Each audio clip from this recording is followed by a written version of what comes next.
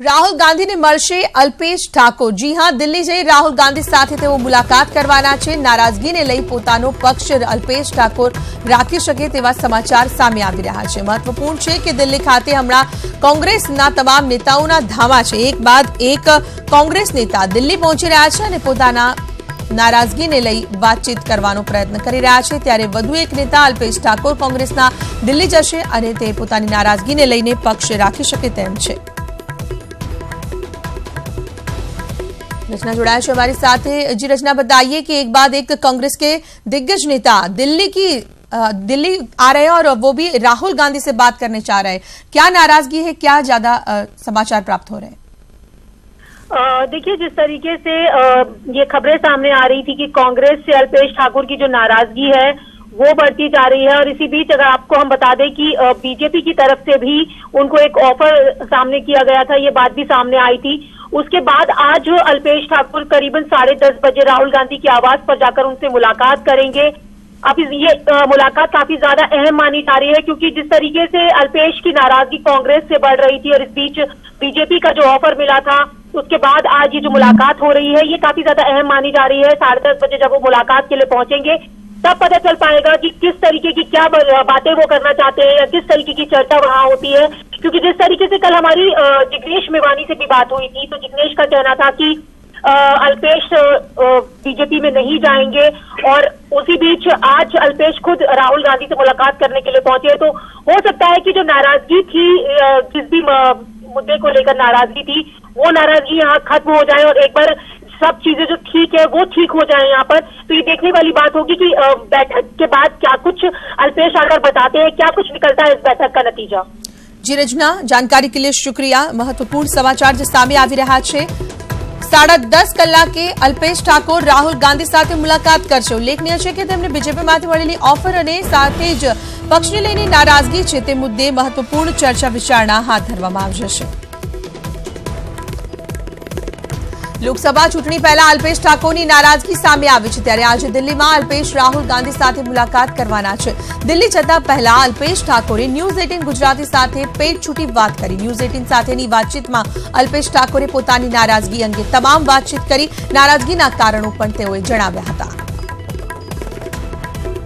આંદોલનથી નેતા બનેલા અને ગુજરાતની યુવા ચહેરા તરીકે જે પ્રસિદ્ધ છે તેવા અલ્પેશ ઠાકોર મારી સાથે જોડાય છે। અલ્પેશભાઈ સાથે જ વાત કરશું। ખરેખર જે ગુજરાતની વર્તમાન સ્થિતિ છે, અલ્પેશભાઈ, ક્યાંક ને ક્યાંક પક્ષમાંથી નારાજગી, તમે સતત કહી રહ્યા છો કે પક્ષ પાર્ટીથી નારાજ નથી, પરંતુ પાર્ટીની જે સિસ્ટમ છે તે નારાજ છો। ખરેખર આ સિસ્ટમ શું છે? તમારી ઓબીસી સેના જાણવા માંગી રહી છે, તમારું ઠાકોર સેનામાં જાણવા માંગે છે, અને જે તમારા યુવા ચહેરો જે તમે છો અને તમારા જે ફોલોવર છે એ પણ જાણવા માંગે છે કે અલ્પેશ શા માટે નારાજ છે। જો પહેલાં પ્રથમ કહી દઉં, નારાજ હું નથી, મારું સંગઠન નારાજ છે। નારાજ છે મારા એ લાખો ફોલોઅર્સ, લાખો લોકો।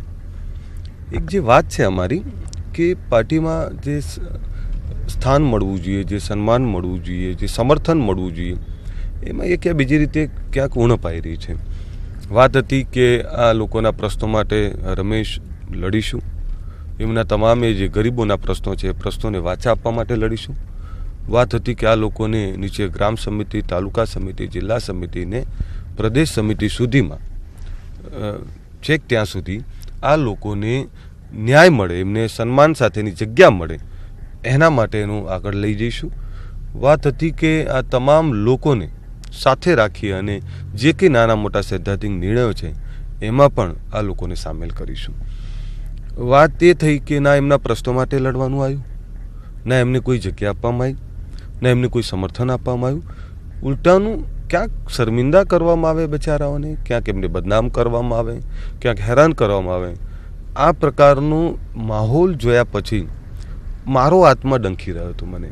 કારણ કે જો રાજનીતિ તો મેં મારા લોકો માટે પસંદ કરી છે, મારા લોકોના કહેવાથી પસંદ કરી છે, અને જે રાજનીતિથી મારા લોકોને કંઈ ના મળે તો અલ્પેશ ઠાકોર એટલો નમાલો તો છે નહીં કે પદ માટે કે ખુરશી માટે ચૂપચાપ બેહી રહે। હવે અત્યારે ઘણા બધાને એવું છે કે પ્રેશર ટેકનિક કે એને પદ માટેનું। અલ્પેશ ઠાકોર રાષ્ટ્રીય સચિવ છે, અલ્પેશ ઠાકોરને જે જોઈએ તે અત્યારે પાર્ટીમાં આપવા તૈયાર છે।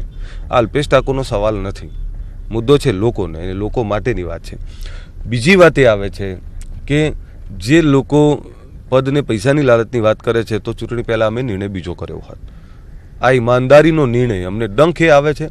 નથી અમે કોઈ લાલસાનો નિર્ણય કર્યો, નથી કોઈ પદનો નિર્ણય કર્યો, અમે નિર્ણય કર્યો ઈમાનદારીનો. અને ઈમાનદારીના નિર્ણયની સાથે જે સન્માનજનક વ્યવહાર થવો જોઈએ એ વ્યવહાર નથી થતો. એટલે બહુ સ્પષ્ટ વાત છે અમારી, સન્માનના ભોગે ના રાજનીતિ થાય, ના સન્માનના ભોગે આ જીવાય પણ નહીં. અલ્પેશ ઠાકોરને એનું સંગઠન સન્માનના ભૂખ્યા છીએ અમે, અને એ જ ઉણપ ક્યાંક દેખાઈ રહી છે. આ એની નારાજગી છે અને પાર્ટી મજબૂત થાય એવા પ્રયત્ન કરવા જોઈએ. નહીંતર જસદણનું રિપીટેશન પછી 2019માં ના થાય એના માટે આ બોલી રહ્યો છું. જો નહીં સુધરો તો પછી એ પરિણામ પણ આવી શકે. ચોક્કસ અમારી સાથે વાત કરો, ખૂબ ખૂબ અભિનંદન આપને કે આપના ભવિષ્ય માટે પણ. આપણી સાથે અલ્પેશભાઈ ઠાકોર, ચોક્કસ અનેક ચાપખાઓ પોતાના વિરોધીને તેઓ માર્યા છે, અને જે આટકતી રીતે પણ નામ લીધા વગર પણ જે પોતાના વિરોધીઓ છે તેને કહી દીધું છે કે તે પોતાની શાન મારે, અને અલ્પેશ ઠાકોર પોતાની શક્તિ સાથે આવનારા સમયમાં ફરી વખત બહાર આવશે.